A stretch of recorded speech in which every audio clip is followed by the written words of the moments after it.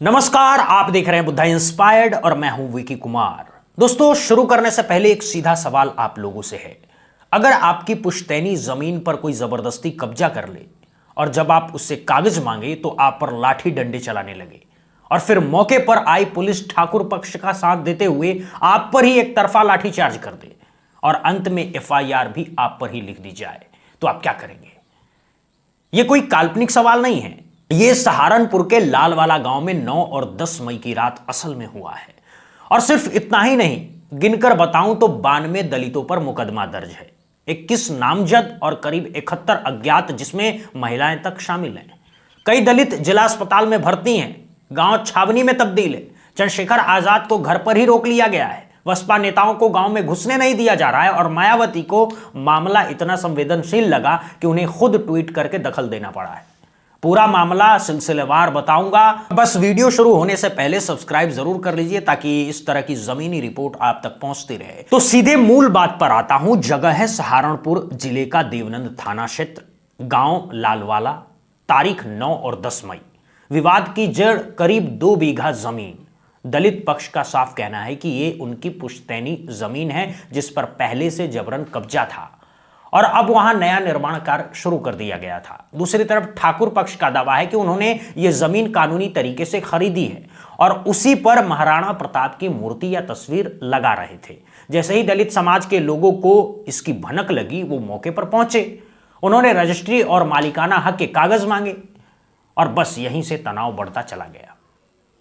बहस तीखी होती गई, फिर ईंट पत्थर चलने लगे, फिर लाठी डंडे और देखते ही देखते पूरा इलाका रण क्षेत्र में बदल गया। दलित पक्ष के एक घायल सुरेंद्र कुमार ने अखबारों को दिए बयान में कहा है कि 6 बीघा पुश्तैनी जमीन को लेकर पुराना विवाद चल रहा था, जिस पर पूरे दूसरे पक्ष ने कब्जा कर रखा था और जब उन्होंने कागज दिखाने को कहा तो विवाद बढ़ा और फायरिंग तक हुई। आजाद समाज पार्टी के राष्ट्रीय अध्यक्ष चंद्रशेखर आजाद ने तो सीधे मुख्यमंत्री योगी आदित्यनाथ को टैग करते हुए एक्स पर लिखा है कि लालवाला में बहुजन समाज की जमीन पर पहले से कब्जा था, अब वहां निर्माण कार्य हो रहा था। अब लोगों ने अपने संवैधानिक अधिकार के लिए विरोध किया तो उन पर हमला हुआ है, फायरिंग हुई है और सबसे शर्मनाक बात यह है कि जिस पुलिस की जिम्मेदारी सुरक्षा देनी थी वो अत्याचार करती हुई दिखाई दे रही है। चंद्रशेखर का आरोप है कि लाठी चार्ज इतना बर्बर था कि महिलाएं, बच्चे और बुजुर्ग तक नहीं बख्शे गए। उन्होंने मांग की है कि अतिक्रमण करने वालों के साथ साथ संलिप्त पुलिसकर्मियों पर भी कार्रवाई हो। अब इसके बाद का घटनाक्रम और भी चौंकाने वाला है दोस्तों। जब चंद्रशेखर आजाद घायलों से मिलने के लिए लालवाला की तरफ रवाना हुए तो रास्ते में ही पुलिस ने उन्हें रोक लिया। घर पर एक तरह से हाउस अरेस्ट जैसी स्थिति बना दी गई है। बहुजन समाज पार्टी के नेताओं को भी गांव की सीमा में घुसने नहीं दिया जा रहा है। मतलब साफ है, पीड़ित दलितों तक उनकी अपनी राजनीतिक आवाज नहीं पहुंच सकी। इसके पूरे इंतजाम कर दिए गए हैं। हालांकि किसी तरह चंद्रशेखर आजाद जिला अस्पताल पहुंचने में कामयाब रहे। वहां उन्होंने घायलों से मुलाकात की। इलाज में बरती जा रही अव्यवस्थाओं पर अस्पताल अधिकारियों और कर्मचारियों को कड़ी फटकार भी लगी है। 11 मई को मायावती ने इस पूरे मामले पर सोशल मीडिया प्लेटफॉर्म एक्स पर अपनी प्रतिक्रिया दी है।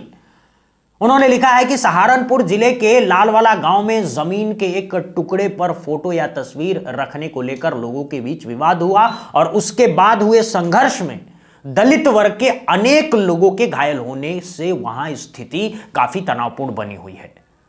मायावती ने पुलिस और प्रशासन से तत्काल निष्पक्ष कार्रवाई की मांग की है और दोनों पक्षों से अपील की है कि वे शांति और आपसी सद्भाव बनाए रखें तथा मामले को तनाव से नहीं बल्कि कानूनी तरीके से ही सुलझाएं तो बेहतर हो। मायावती के ट्वीट के बाद ही सरकार और प्रशासन थोड़ी हरकत में आए। गांव में कई थानों की पुलिस फोर्स तैनात की गई, अस्पताल पर भी भारी सुरक्षा बल लगा दिया गया। अब आते हैं उस सबसे विवादित बिंदु पर जो हेडलाइन है, एफआईआर का असली खेल। ठाकुर पक्ष की तहरीर पर पुलिस ने 21 दलितों को नामजद किया और लगभग 71 अज्ञात लोगों के खिलाफ भी मुकदमा दर्ज कर दिया गया। यानी कुल मिलाकर के झटके में करीब 52 दलितों पर केस है। इसमें महिलाएं भी शामिल हैं। अब जरा सोचिए, जो लोग खुद घायल होकर अस्पताल में बेड पर पड़े हैं, जिनके सिर पर पट्टी बंधी है, जिनकी हड्डियां टूटी है, अब वही लोग वहीं से कोर्ट कचहरी के चक्कर भी काटेंगे।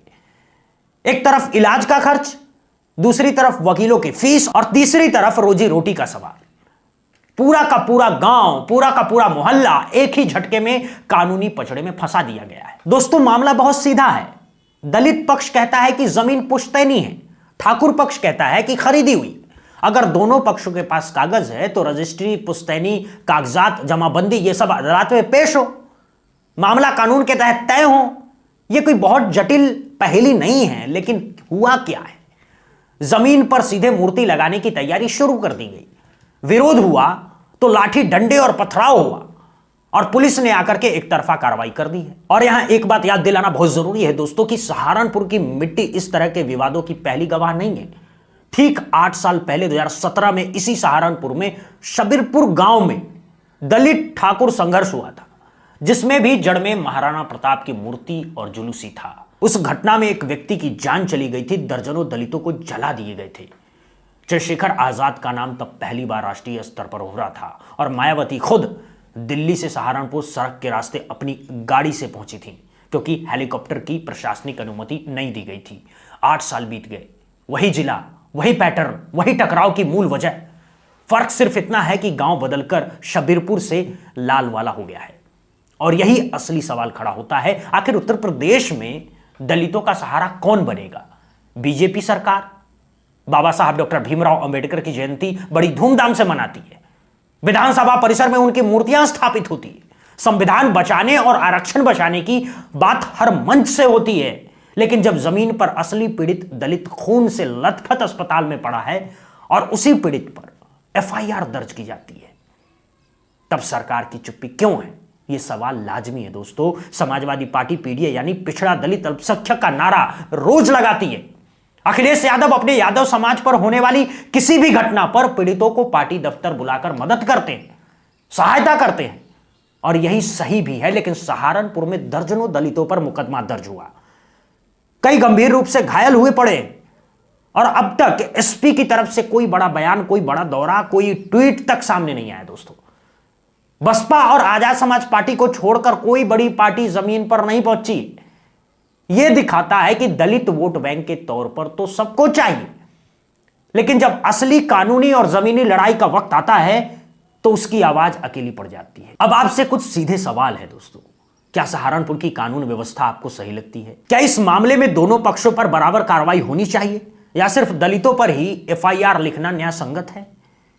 क्या जमीन का विवाद कानूनी तरीके से कागजों के आधार पर तय होगा, या जिसकी लाठी उसकी भैंस वाला तरीका चलता रहेगा? कमेंट सेक्शन में अपनी राय बेझिझक लिखिएगा। और अगर आपको लगता है कि इस तरह की जमीनी रिपोर्ट मेन स्ट्रीम मीडिया से गायब है और इसे ज्यादा से ज्यादा लोग तक पहुंचाना चाहिए, तो वीडियो को लाइक कीजिए, शेयर कीजिए, बेल आइकन दबाइए और बुद्धा इंस्पायर्ड को सब्सक्राइब जरूर कर लीजिए। ऐसे ही ग्राउंड रिपोर्ट के साथ अगले वीडियो में फिर मिलेंगे। तब तक के लिए जय हिंद, जय भारत।